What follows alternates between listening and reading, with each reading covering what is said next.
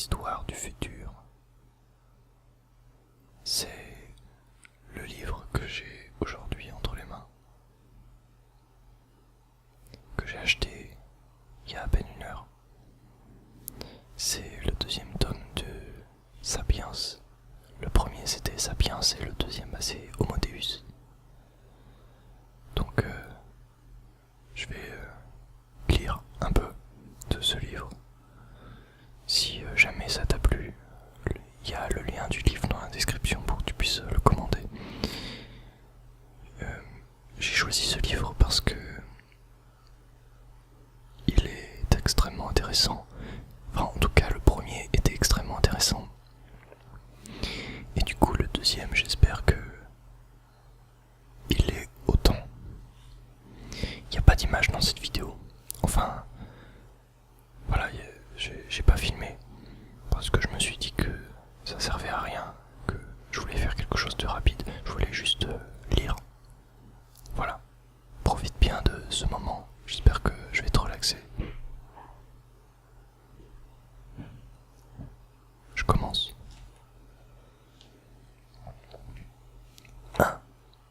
Le nouvel ordre du jour humain.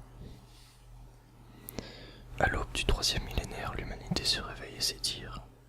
Elle se frotte les yeux, l'esprit traversé par quelques affreux cauchemars revenant par bribes. Il y avait des sortes de barbelés et d'immenses nuages en forme de champignons. Oh bon, ce n'était pas qu'un rêve, ce n'était qu'un mauvais rêve. Dans la salle de bain, l'humanité se débarbouille, examine ses rides dans la glace, puis elle se prépare avec une tasse de café. Elle se prépare une tasse de café et ouvre son agenda. Voyons l'ordre du jour. Le programme a été le même pendant des milliers d'années. Ce sont les 3 mêmes problèmes qui ont préoccupé les habitants de la Chine du XXe siècle. Ceux de l'Inde médiévale et de l'Égypte ancienne. De génération en génération, les humains ont prié Dieu, anges et saints. Ils ont inventé d'innombrables outils, institutions et systèmes sociaux. Mais n'en ont pas moins continué de mourir par millions. Victimes de fêtes, victimes de faim, la maladie victimes de faim, de la maladie et de la violence. Nombre de penseurs et de prophètes ont conclu que la famine, les épidémies et la guerre devaient être une partie intégrante du plan cosmique de Dieu et de notre nature imparfaite. Rien sinon la fin des temps ne nous en délivrerait. À l'aube du 3e millénaire, pourtant, l'humanité se réveille sur un constat stupéfiant. On y réfléchit rarement, mais au cours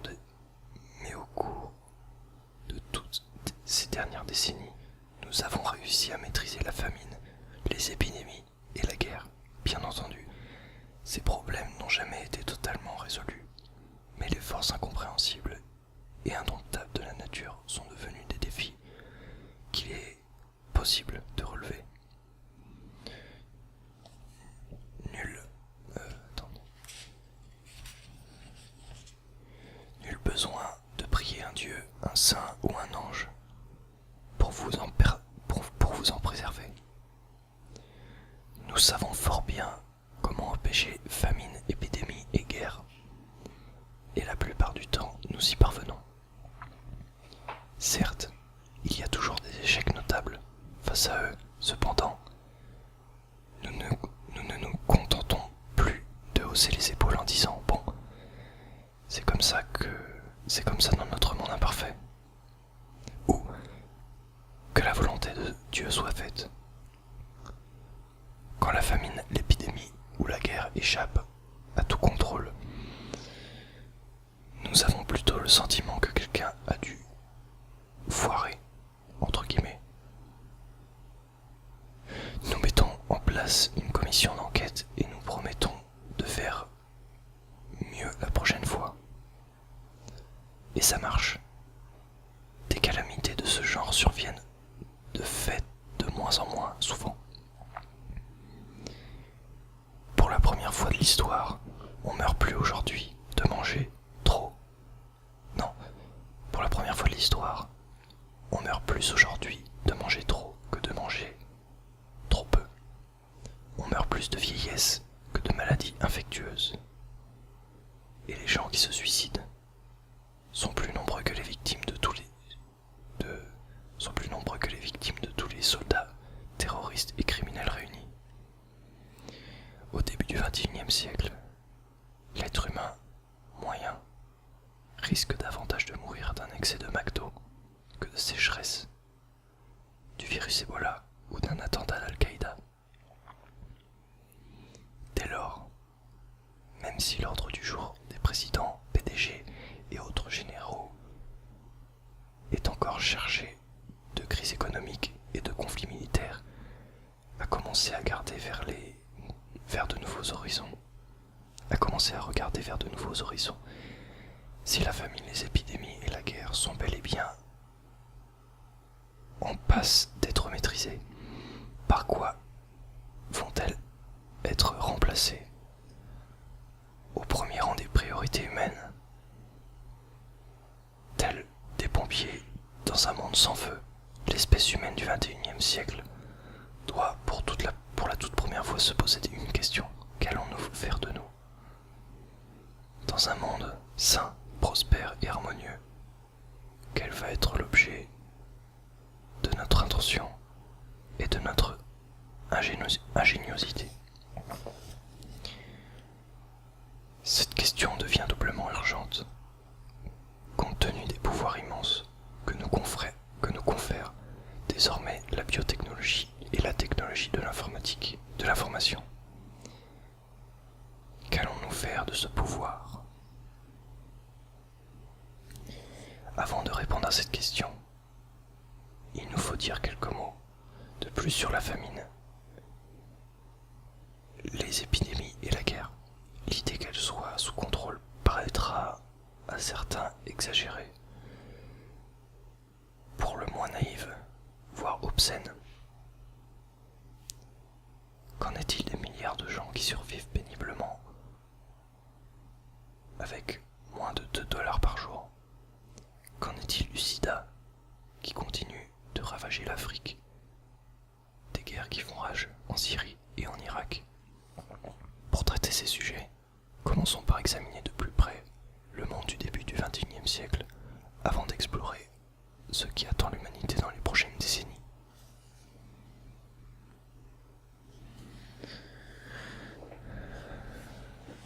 Je change de position parce que j'ai mal au dos.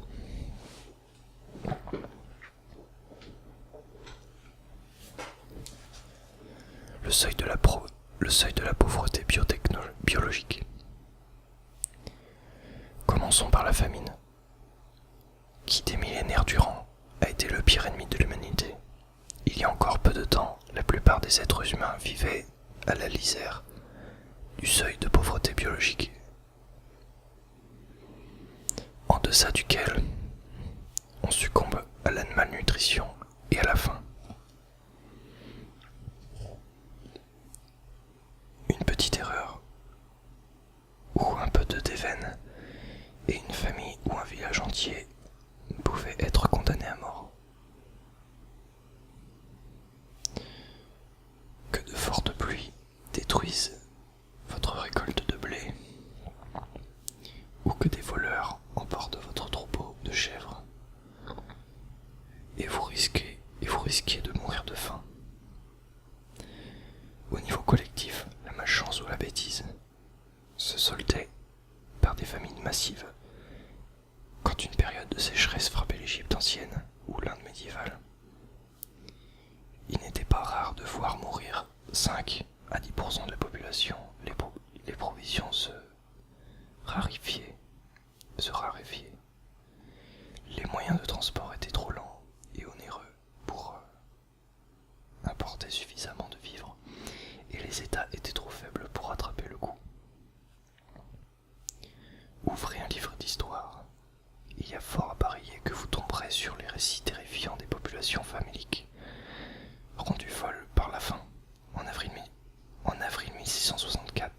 1694, un agent d'affaires de Beauvais décrivit les effets de la famine et de l'envol des prix des denrées alimentaires. L'on ne voit plus à Beauvais qu'un nombre infini de pauvres, que la faim et la misère fait languir, et qui meurent dans les places et dans les rues. N'ayant point d'occupation et de travail, ils n'ont pas d'argent pour acheter du pain, et ainsi ils se voient mourir misérablement par la faim. La plupart de ces pauvres, pour prolonger un peu leur vie et apaiser un peu leur faim, par défaut de pain, mangent des choses immondes et corrompues, comme des chats, de la chair à chevaux égorgés, et jeter dans la voirie le sang qui coule dans les ruisseaux des bœufs et des vaches qu'on écorche, les tripailles, boyaux, intestins et autres choses semblables que les rôtisseurs jettent dans la rue. Une autre partie de ces pauvres mangent des racines d'herbes et des herbes qui font bouillir dans de l'eau, comme sont des orties et les autres semblables herbes. Tournons la page.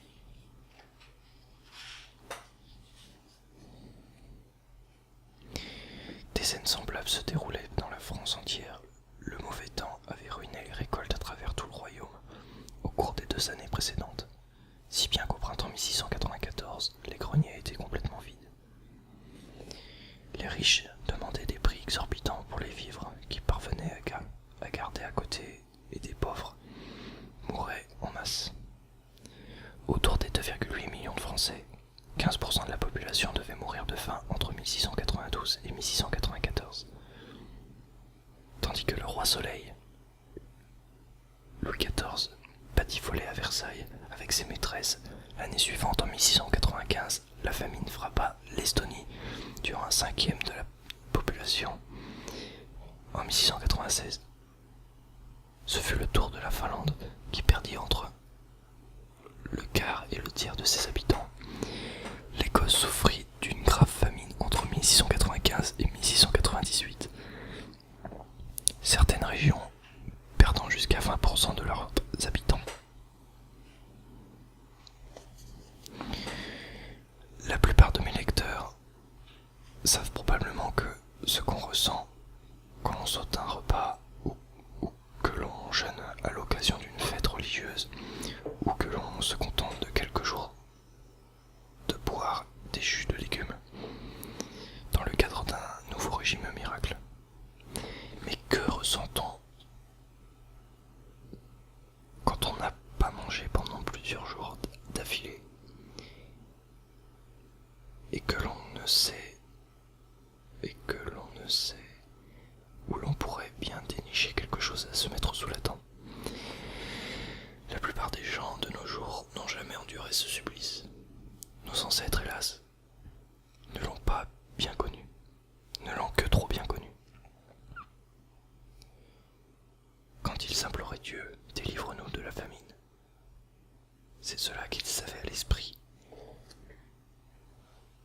Au cours des derniers siècles, le progrès technique, économique et politique, les progrès techniques, économiques et politiques, ont tissé un filet de sécurité toujours plus robuste protégeant l'espèce humaine du seuil de pauvreté biologique. De temps à autre, de grandes famines frappent encore certaines régions, mais elles sont exceptionnelles et ont presque toujours pour cause des décisions politiques plutôt que des catastrophes naturelles. Il n'y a plus dans le monde de famines naturelles, uniquement des famines politiques. Si la population syrienne, soudanaise et somalienne meurt de faim, c'est qu'un politicien le veut bien. Sur la majeure partie de la planète, une personne qui perd son emploi et tous ses biens ne risque guère de mourir de faim. Les assurances privées, les organisations publiques et les ONG internationales ne sont sans doute pas en mesure de l'arracher à la pauvreté, mais Ils lui fourniront assez de calories chaque jour pour survivre. Au plan collectif. Je change de place. Au plan collectif. Le commerce mondial et les réseaux transforment les sécheresses et les inondations en autant d'occasions de faire des affaires et permettent de surmonter rapidement et à peu de frais les pénuries alimentaires. Même quand les guerres, des tremblements de terre et des tsunamis dévastent des pays entiers, les efforts internationaux parviennent généralement à empêcher la famine. Si des centaines de millions de gens souffrent encore de faim, presque chaque jour, très peu en meurent dans la plupart des pays. La pauvreté crée certainement bien d'autres problèmes de santé et la malnutrition abrège certainement la vie. Même dans les pays les plus riches, en France par exemple, 6 millions d'habitants, soit 10% de la population, souffrent d'insécurité alimentaire. Le matin, ils se réveillent sans savoir ce qu'ils mangeront à midi et se couchent souvent sans être rassasiés. Et leur alimentation n'est ni saine ni équilibrée.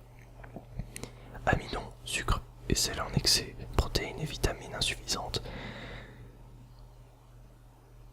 Reste que l'insécurité alimentaire n'est pas la famine et que la France de l'aube du XXIe siècle n'est pas la France de 1694, même dans les pires taudis des environs de Beauvais ou de Paris.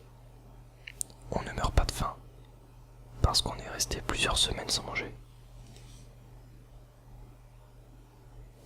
La même transformation s'est produite dans de nombreux autres pays, particulièrement en Chine. Des millénaires durant, la famine a frappé tous les régimes du règne de l'empereur jaune à la Chine rouge, des communistes. Voici quelques décennies, la Chine était synonyme de pénurie de vivres. Le désastreux Grand Blond en avant fit mourir de faim plusieurs dizaines de millions de Chinois. Et des experts prédisaient régulièrement que le problème ne ferait que s'aggraver en 1974. Se réunit à Rome la première conférence. Non, c'est pas raison, ne ferait que s'aggraver, point. En 1974, se réunit à Rome la première conférence mondiale de l'alimentation. Les délégués furent abreuvés de scénarios apocalyptiques. On leur expliqua que jamais la Chine ne pourrait nourrir 100 milliards d'habitants et que le pays le plus peuplé du monde courait à la catastrophe. En fait, il s'acheminait vers le plus grand miracle économique de l'histoire. Depuis 1974, des centaines de millions de Chinois ont été arrachés à la pauvreté et, même si plusieurs centaines de millions souffrent encore considérablement de privation et de malnutrition, pour la première fois de son histoire, la Chine échappe désormais à la famine.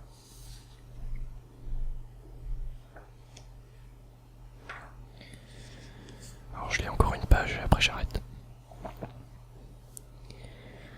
De fait, dans la plupart des pays, la suralimentation est aujourd'hui devenue un problème bien plus inquiétant que la famine. C'est rouleau les chiffres romains. Au XVIIIe siècle, on prétend que Marie-Antoinette conseilla au peuple affamé qu'il n'avait pas de pain de manger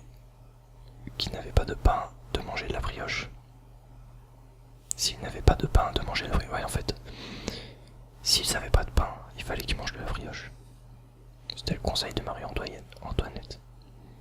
Aujourd'hui, les pauvres suivent ce conseil à la lettre, alors que les riches de Beverly Hills se nourrissent de laitue et de tofu à la vapeur avec du quinoa. Dans les taudis et les ghettos, les plus pauvres se gavent de génoises à la crème, de biscuits apéritifs, de hamburgers et de pizzas. En 2014, plus de 2,1 milliards d'habitants étaient en surpoids, entre 850 millions qui souffraient de malnutrition. Alors attention, malnutrition c'est pas pareil que sous-nutrition. Malnutrition c'est quand on mange assez de calories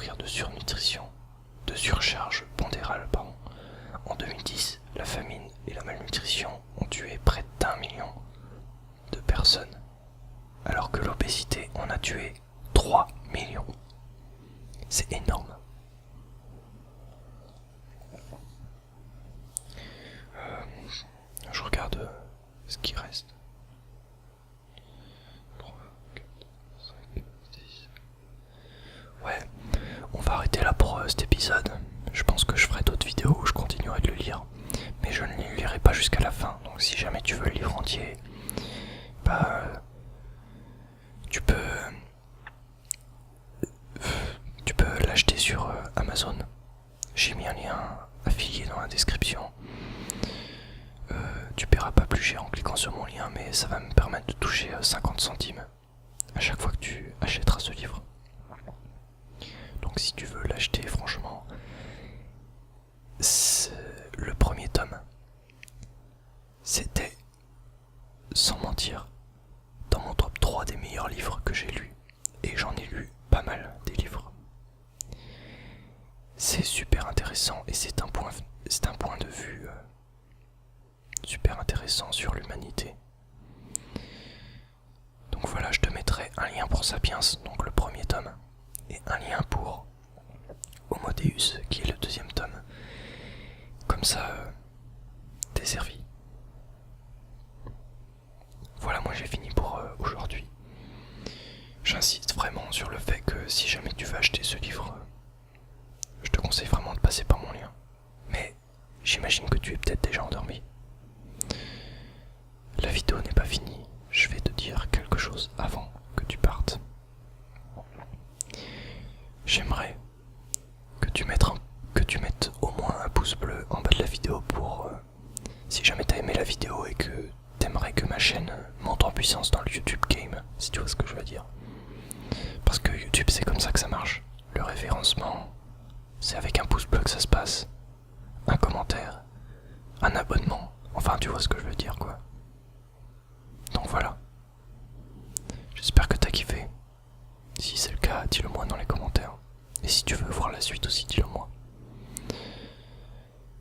Ça me ferait plaisir. Et la suite, tu me dis dans quelle voix tu veux que je la chuchote. Peut-être en soft spoken,